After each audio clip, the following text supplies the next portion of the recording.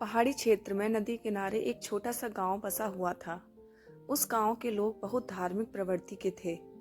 गांव के मध्य स्थित मंदिर में सभी गांव वाले दैनिक पूजा अर्चना करते थे। उस मंदिर की देखभाल की जिम्मेदारी वहां के पुजारी पर थी, जो मंदिर परिसर में ही निवास करता था। वह सुबह से लेकर रात तक ईश्वर की अर्चना में लीन रहता था। एक दिन गांव पर प्रकृति का कहर मूसलाधार बारिश के रूप में टूटा, जिससे गांव की नदी में बाढ़ आ गई। बाढ़ का पानी जब गांव में प्रवेश कर गया तो गांव के लोग घर छोड़कर सुरक्षित स्थान पर जाने की तैयारी करने लगे। एक व्यक्ति को गांव छोड़कर जाने के पहले मंदिर के पुजारी का ध्यान आया और वह भागता हुआ मंदिर पहुंचा। वहां पहुंचकर वह पुजारी से बोला, पंडित जी, बाढ़ का पानी हमारे घरों में घुसने लगा है। धीरे धीरे बढ़ते हुए वो मंदिर तक भी पहुंच जाएगा। यदि हमने गांव नहीं छोड़ा तो बाढ़ में बह जाएंगे। हम सभी सुरक्षित स्थान पर जा रहे हैं, आप भी हमारे साथ चलिए। लेकिन पंडित जी उस व्यक्ति के साथ जाने को राजी नहीं हुआ। वह बोला, मैं तुम लोगों जैसा नास्तिक नहीं हूँ। मुझे भगवान पर पूरा भरोसा है। पूरे जीवन मैंने उसकी आराधना की है। वह मुझे कुछ नहीं होने देगा। तुम लोगों को जाना है तो जाओ, मैं यहीं रहूंगा। पंडित की बात सुनकर वह व्यक्ति वापस चला गया। पंडित भगवान की प्रार्थना में लीन हो गया। कुछ ही देर में बाढ़ का पानी मंदिर तक पहुंच गया। बढ़ते बढ़ते वह पंडित के कमर तक पहुंच गया।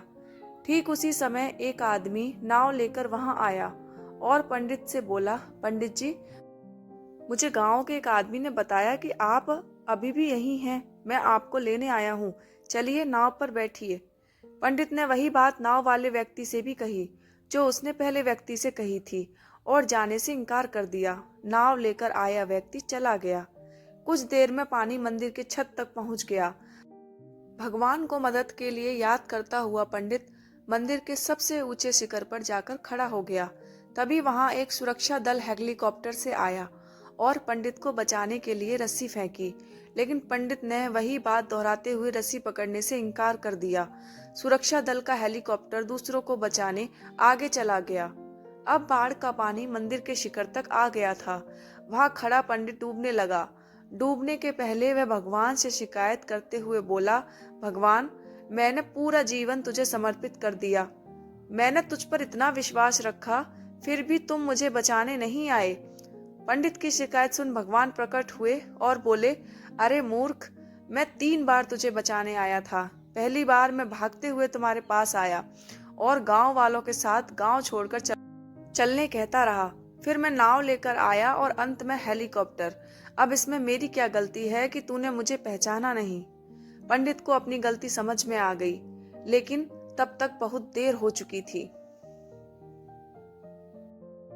जीवन में अवसर बिना बताए दस्तक देते हैं।